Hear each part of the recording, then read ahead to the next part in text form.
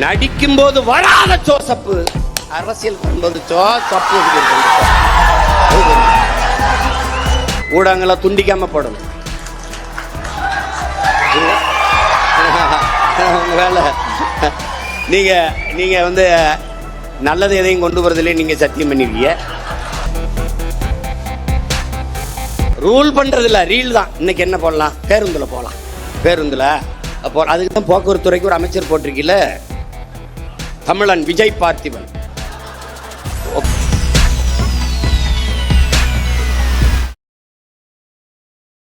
மாண்புமிகு தமிழக முதல்வர் ஜோசப் விஜய் அவர்கள் இத்தனை தொகுதி தமிழ்நாட்டில் இருக்கும்போது பெரம்பூர்ல ஏன் நின்றார்? ஊடகங்களை துண்டிக்காம போடணும்.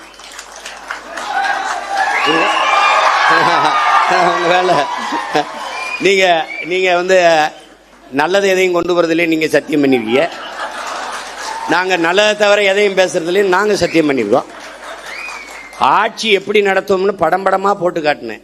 ஒரு துளி காட்சியே போடல. ஏன்? அவங்களுக்கு நல்ல ஆட்சி வருவதோ நல்ல அரசியல் அமைவதோ அவங்களுக்கு விருப்பம் கிடையாது. நீங்க போடணும். நான் கேள்வி எழுப்புறேன். சட்டமன்றத்திலிருந்து அங்கே எழுப்பியிருப்பேன். இப்ப இல்ல, இந்த அரங்கத்தில் இத்தனை ஆயிரம் மக்களுக்கு இடையில எழுப்புறேன். என் தம்பி தங்கைகளுக்கு இடையில பெரம்பூர்ல ஏன் நின்றீர்கள்? ஏன் நின்றீர்கள்? நீங்க சொல்றீங்களா இல்ல உங்க கட்சிக்காரன் சொல்லுவார், நான் சொல்லுவார்? இத்தனை தொகுதி இருக்கும் போது திருச்சி கிழக்கை தேடி போய் ஏன் நின்றீர்கள்? பெரம்பூரில் மதம், திருச்சி கிழக்குல சாதியும் மதம். நீங்க என்ன பேசுறீங்க? சாதியை ஒழித்து விட்டேன். உங்களை ஒழிக்காம எப்படி சாதி மதத்தை ஒழிக்க முடியும்?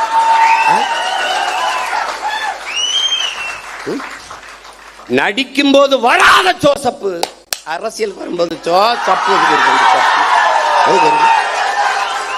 இப்ப முதலமைச்சர் ஆயிட்ட பிறகு ஜோசப் விஜய், ஜோசப் விஜய். அந்த படங்களை திருப்பி ஜோசப் விஜய். ஏன் அந்த முதல் படத்தில் அறிமுகம் முகமது ஜோசப் விஜய் போடல? எப்படி எப்படி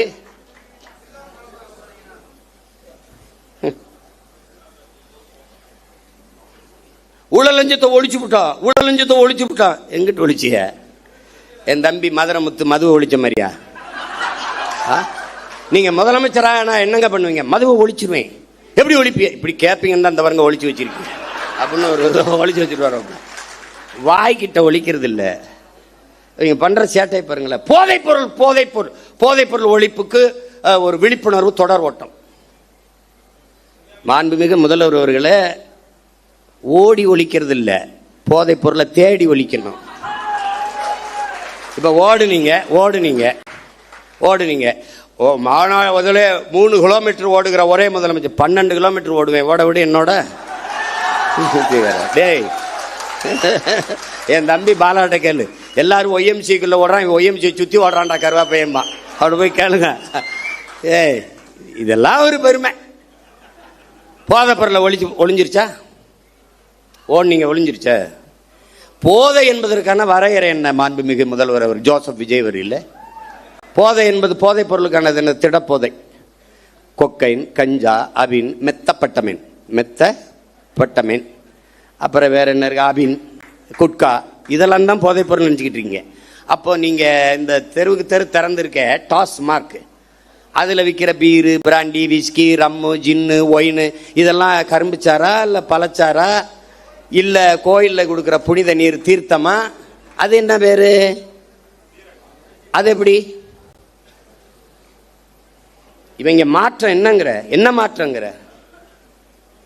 இதே பேசுறது நம்ம மாற்றம் சொல்றதுனால மாத்திட்டோம், நாங்க மாற்றம். என்ன மாற்றம்? என்ன மாற்றம்? இந்த திராவிட கட்சிகள் அரை நூற்றாண்டுகளாக வெறும் செய்தி அரசியல், விளம்பர அரசியல் தான் செய்தது. சேவை அரசியல் செய்யவில்லை, செய்யாது. தேர்தல் அரசியலே செய்தது, மக்கள் அரசியல் செய்யாது. அதேதான் இவர் செய்யறது. இங்க இருந்து போறோம், இப்ப வெளியில போய் பார்க்கிறோம். பேருந்து நிலையங்கள் முழுக்க பதாகை. மக்கள் காசை வீணடிக்க மாட்டார். அதுல வச்சிருக்காப்ல 717 சில்லறை மதுக்கடைகளை மூடியது வெற்றி தமிழகம், வெற்றியை நோக்கி தமிழகம். அப்படி சிரிச்சு உட்கார்ந்துருக்காப்ல. இதைத்தான் அவர் பண்ணாப்ல. அவர் என்னன்னா, நான் முதல்வன், செப்டம்பர் 16 குடும்ப தலைவிக்கு 1000 பூ கட்டுற ஒரு அம்மா, பாத்திரம் தைக்கிற அம்மா படத்தில் இருக்கு. நான் தினம் திரும்பி திரும்பி பார்த்தே போவேன்ல, நான் வேற புதுச்சேரியிலேருந்துல வரணும் தினம் உள்ள தெருவில் பூரா பார்க்குறேன். நிறைய பேருந்து கிடக்கிறேன்ல, பேருந்து நிலையங்களை பார்ப்பேன். அவர் அப்படியே உட்காந்துருப்பார் ஐயா. இப்போ இவர் உட்காந்துக்கிட்டு இவர் இப்போ இருங்க வரேன். அப்புறம் சிங்கப்பெண் பெண்கள் பாதுகாப்புக்கு சிங்கப்பெண் சிறப்பு படை, அதுக்கு ஒரு விளம்பரம் அப்படி சிரிச்சுக்கிட்டு இருக்காப்புல. அதுதான் சட்டசபையில் பேசிட்டீங்க, சொல்லிட்டீங்க, செய்தி நாளேடு முழுக்க தொலைக்காட்சி முழுக்க வந்துருச்சு, மக்களுக்கு தெரிஞ்சிருச்சு. அப்புறம் அதுக்கு இவ்வளவு கோடிகளை செலவழிச்சு தெருவா விளம்பரம் இதுக்கு? இதுதான் செய்தி விளம்பர அரசியல். இவங்க ஒன்லி ரீல்ஸ் தான், நோ ரூல்ஸ். ரூல் பண்றது இல்ல, ரீல் தான். இன்னைக்கு என்ன போடலாம்? பேருந்துல போகலாம், பேருந்துல அதுக்கு தான் போக்குவரத்து துறைக்கு ஒரு அமைச்சர் போட்டிருக்கீல, தமிழன் விஜய் பார்த்திபன். பேரை வச்சுக்கிறான் கில்லி சரத்குமார், திருப்பாச்சி வெட்டர்வால், எதையோ ஒன்று வச்சுக்கிறது பேரை வச்சுக்கிட்டு சூப்பராயன் அப்படி ஏதோ ஐயா வச்சுக்கிற மாதிரி எதையோ வச்சுக்கிறது. அவன் இந்த சரத்குமாருங்கிற அவன் எப்படிப்பட்ட வீரன்? அது கிள்ளி சரத்து அதெல்லாம் அவங்க சமாளிக்கிறாங்க. எல்லாத்தையும் சரி பண்ண நினைக்கிறாங்கடா. ஆமா தவறுங்க அப்படின்னு சொல்லி அதை திருத்திக்கிறது கிடையாது. தவறு தான், இனிமே இல்லை அப்படின்னு சொல்லணும்ல. விளையாட்டு போட்டி கிரிக்கெட் IPL பார்க்க போறாரு. சரி போறாரு, குழந்தைக்கு உடம்பு முடியல. எவனாவது நல்ல தகப்பன் உடம்பு முடியாத குழந்தைய தூக்கிட்டு, சின்ன குழந்தைய தூக்கிட்டு IPL பார்க்க போவானா? இவனுக்கிட்ட இவ்வளவு பெரிய பொறுப்பை கொடுக்குறிய அமைச்சர் பதவி, அவன் என்ன வெங்காயத்தில் நிர்வாகம் பண்ணுவான்? ஒரு குழந்தைக்கு தகப்பனாக இருக்க தகுதியற்ற ஒருவனை எப்படா நீ மந்திரி ஆகுறீங்க? எப்படி மந்திரி ஆகுற? மாத்திரை கொடுக்க வேண்டிய நிலையில இருக்குது, உடல்நிலை சரியில்லை என்றால் வீட்டில் குழந்தைய வச்சு பார்த்துருக்கணும். அப்படியே நான் IPL பார்த்தா தான் உயிரோடு இருக்கணும்னா வீட்டில் தொலைக்காட்சியில் பாரு. அங்கே கூட்டி கொண்டு போய் மாத்திரையை ஒரு இதில் வச்சு, அது எது கடன் அட்டையில் இப்படி நசுக்கிறாப்புல. பின்னாடி ஒரு பொம்பளை குழந்தை அழுதுக்கிட்டா, உடம்பு முடியாத குழந்தைக்கு மாத்திரை நசுக்கா, பின்னாடி ஒரு பொம்பளை திருத்தி அதை எவனா எடுத்துக்கிட்டு 500 ரூபாய் இதுக்கு கையில் வருது. மாத்திரை நசுக்கிறதுக்கு 500 ரூபாய்க்கு என்ன சம்மந்தம் இருக்கு? இந்த மாத்திரையை ஏன் நான் பொடியா நசுக்கிற? தண்ணியில போட்டு குழந்தைக்கு கொடுக்க, மாத்திரையை அப்படியே போட்டாலே கரைஞ்சிருமே, எதுக்கு நசுக்கிற? டேய், கேட்கறதுக்கு பதில் சொல்லணும். அதை விட்டு உன்னை தெரியாதா? அது தெரியுதுலடா, உங்களுக்கு முன்னாடியே 15 வருஷமா இங்க இருக்குண்டா, என்னை தெரியாம எப்படி இருக்கும்? அது கேட்கறது. அது அவர் கொடுக்குறாரு, இப்படி நசுக்கி போடுறாப்புல. இப்ப வழக்கு போட்டு சீமான் கெடுத்து விட்டாப்புல. டேய், நாட்டே கெடுத்து வச்சிருக்காடா, நாட்டே கெடுத்து வச்சிருக்கீங்க நீங்க. காப்பாற்ற போராடுறோம்டா, கேள்விதான்டா கேட்கிறோம். உங்களுக்கு எங்களுக்கு இருக்கிற வித்தியாசம்டா, மாண்புமிகு ஜோசப் விஜய் முதல்வர் அவர்களுக்கு முன்னாடி நிற்கிற சீமானுக்கு இருக்கிற வித்தியாசம் ஒண்ணுதான். இவன் என்ன செய்வான்னு கேள்வி. இவன் என்ன செய்வான்னா உண்மையை சொல்லுவான்.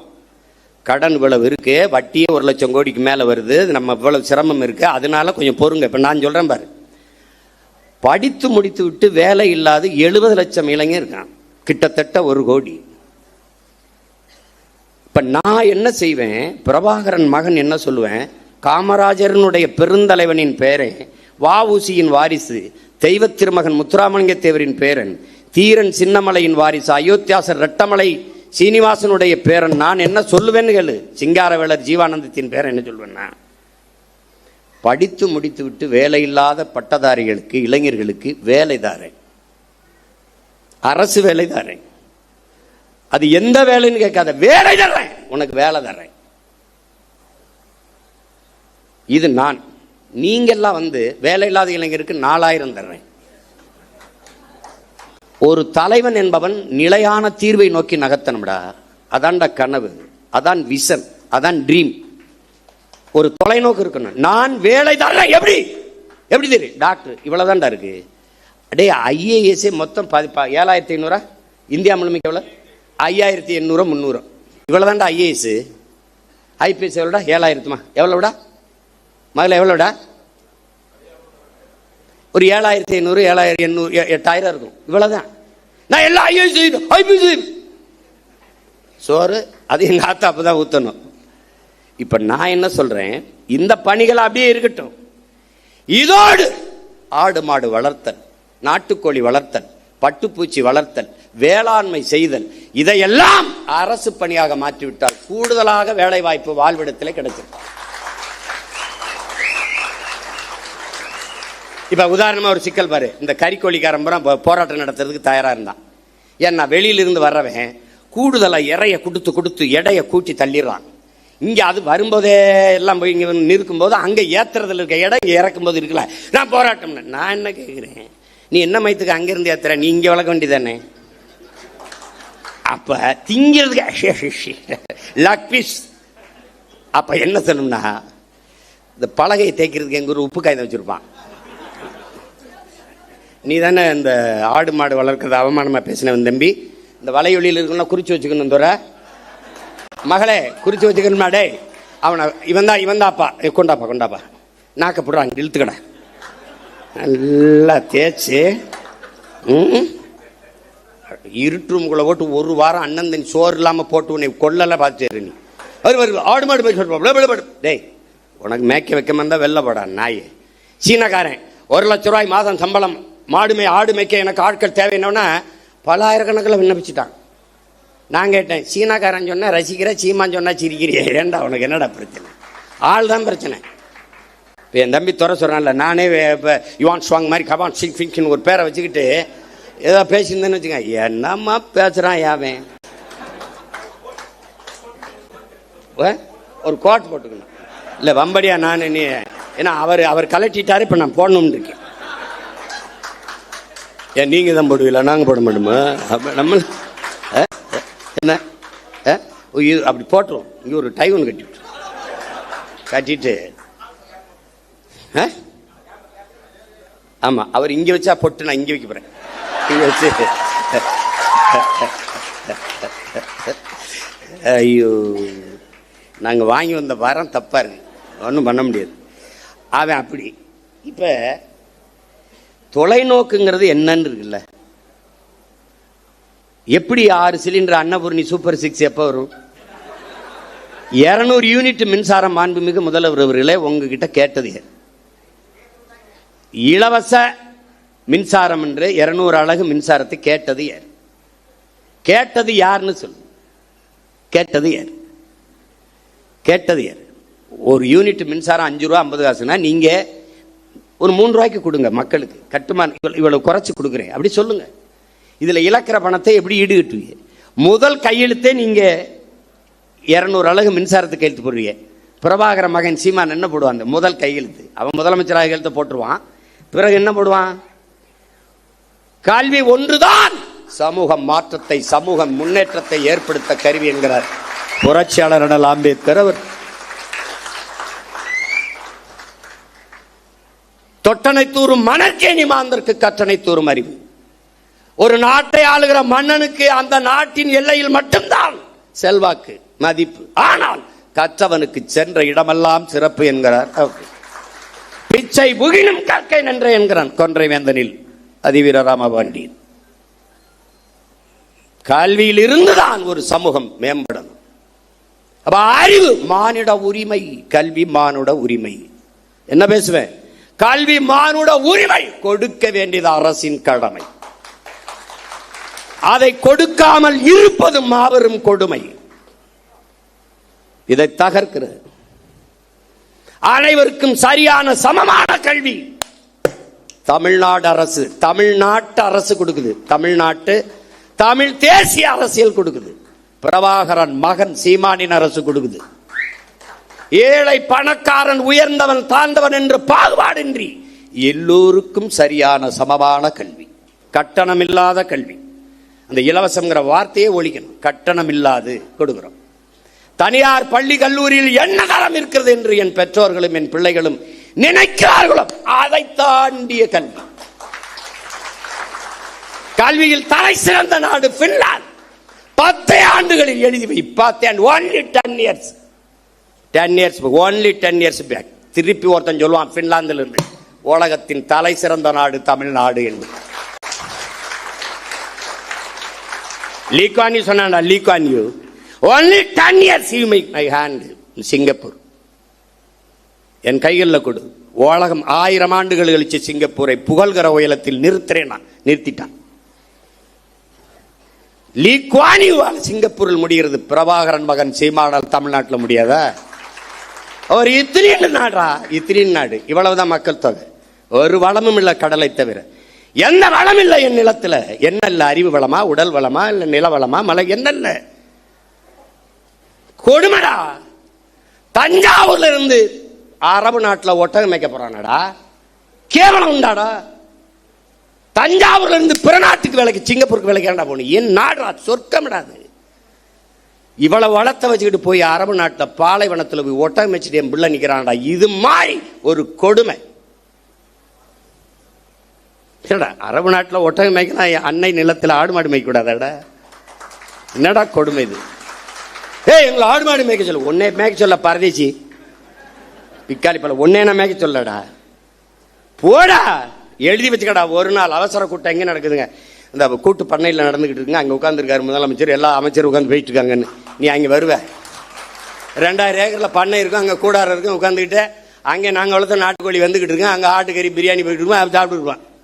டேய், இதெல்லாம் நான் சாதிச்சு காட்டிட்டு சாகலைன்னா நான் பிரபாகரன் மகன்லடா. பெரியமா போயிட்டு இருக்காங்க.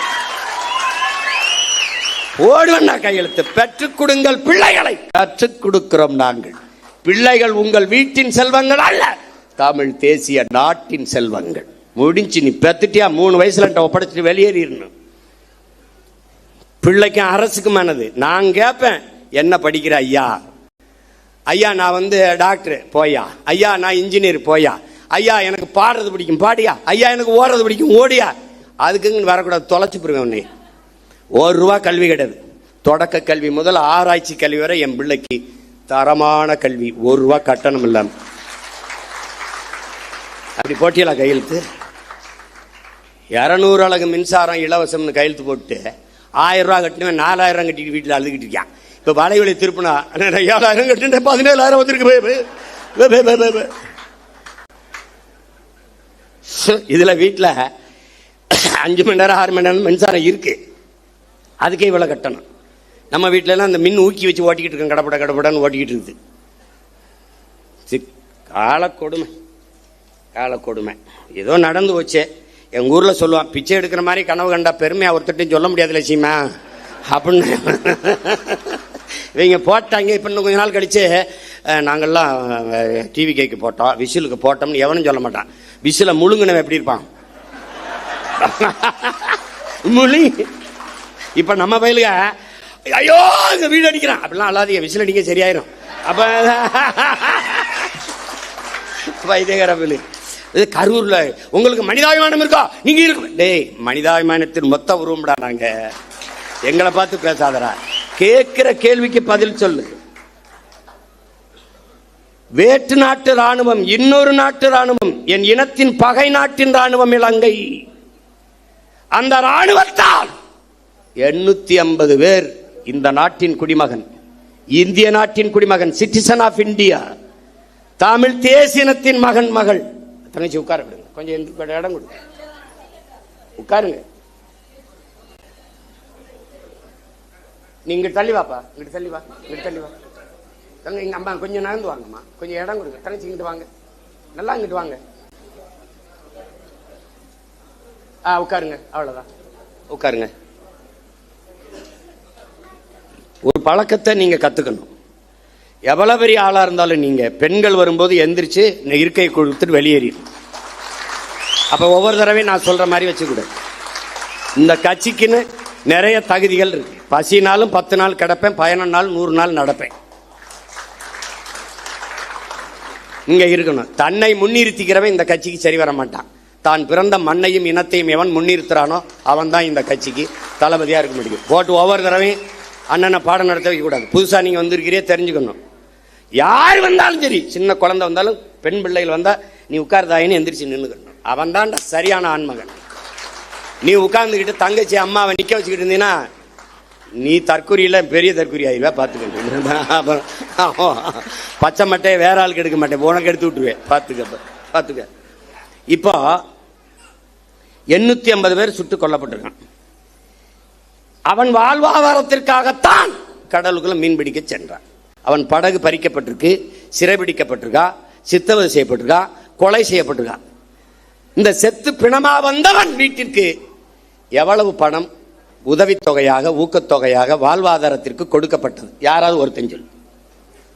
எந்த அரசாக இருந்தாலும் யாராவது ஒருத்தன் சொல்லு கொடுக்கப்பட்டிருக்கா? இல்ல. அவன் குடும்பத்துக்கு வேற்று நாட்டு ராணுவத்தால் சுட்டுக் கொல்லப்பட்ட தன் நாட்டு குடிகளில் எவனுக்காவது ஒருத்தனுக்கு அரசு வேலை அவன் குடும்பத்தில் கொடுக்கப்பட்டிருக்கா? இல்லை.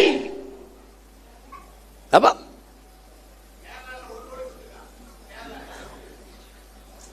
இங்க பேசு, ஏதாவது கொடுக்கப்பட்டிருக்கா? இல்ல. பெரும் வெள்ளத்தில் இதே தலைநகரிலே பல குடும்பங்கள் செத்து மிதந்திருக்கு, பல பேர் உயிரற்று உடல் மிதந்து போயிருக்கு. அந்த குடும்பங்கள்லாம் இவ்வளவு ஒரு பேரிழப்பை சந்திரிச்சுக்காங்கன்னு அரசு பண்ணி கொடுக்கப்பட்டிருக்கா? இல்ல. எப்படிப்பட்ட ஆட்சி நகர்வு, எவ்வளவு கேவலமான ஆட்சி நகர். இந்த மண்ணை மக்களை பேரன்பு கொண்டு காதலிக்கிற எவனும் இந்த செயலை எதிர்ப்பான்டா. சீமான் அவன் தம்பி தங்கச்சியிலடா, எவனும் நாட்டை நேசிக்கிற எவனும் எதிர்ப்பான்.